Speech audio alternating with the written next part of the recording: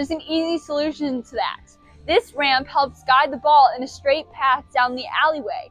And because it rests on 2 points on the ramp, it helps it be more stable so that it doesn't veer off to the side during its trip.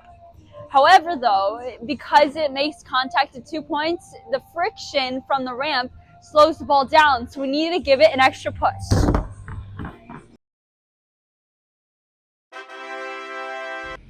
The push is how we accelerate the ball down the alley.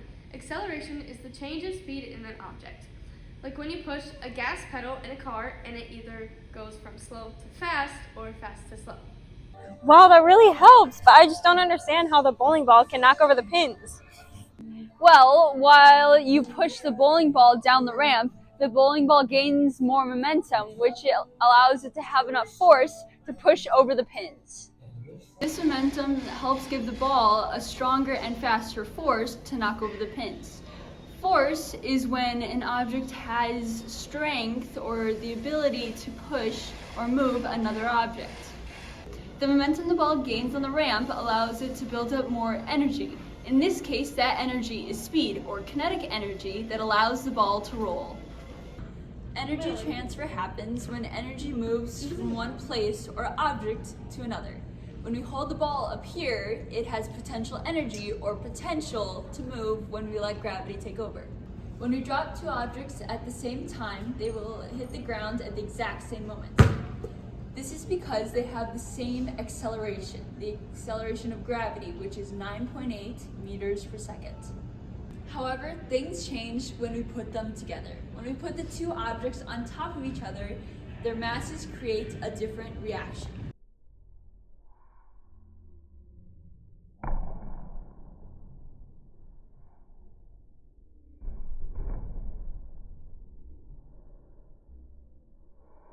Now if we reverse it and have the basketball on top of the tennis ball, look at what happens. The basketball has more mass than the tennis ball, which means it's heavier than the tennis ball and it has more inertia than the tennis ball. When something has more inertia, it means it is less likely to be moved and it is more likely to stay in place. I just don't understand how that helps me get better at bowling.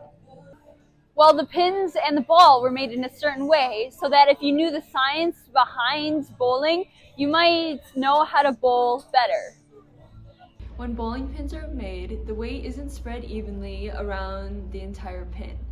The highest density is at the bottom of the pin, which allows the bowling ball to hit and knock it over more easily. Density is when an object has a bigger weight in a smaller space.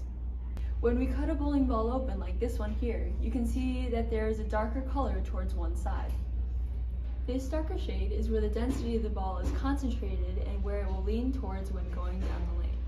This is why a lot of professional bowlers will put a spin on their throws when bowling.